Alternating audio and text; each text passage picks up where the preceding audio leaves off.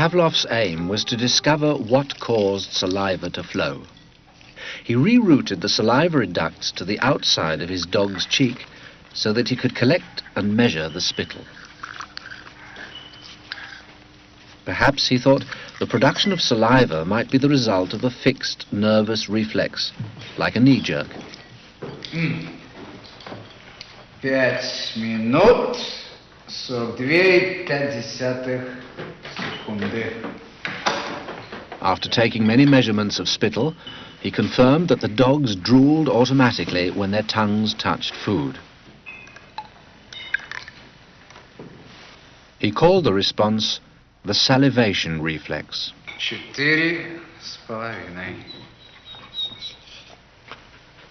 Хорошая собачка. Я предлагаю поменять собаку. But his work started to run into trouble. As his dogs became familiar with the experimental routine, they started to fill their cheek tubes before Pavlov had a chance to stimulate their tongues. The dogs were learning to anticipate food. Pavlov tried a new technique. He erected screens so that the dogs couldn't see what was going on.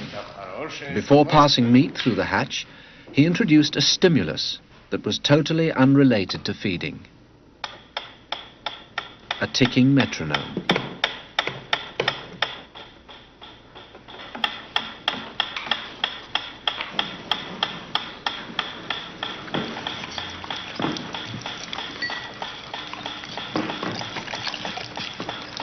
At first, the dog dripped saliva into its cheek tube only when the food appeared.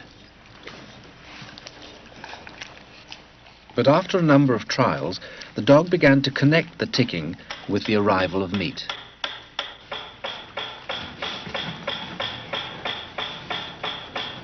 Soon, the sound alone made the dog drool. Eventually, the dog salivated as much to the ticking itself as it did originally to the presentation of food. Полная. Идите сюда. Что я говорил? He called this new response the conditioned reflex. Собака.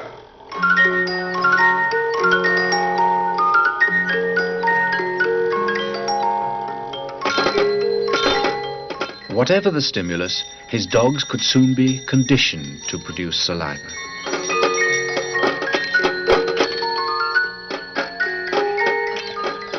Pavlov believed that he had discovered how animals learned, even in the wild.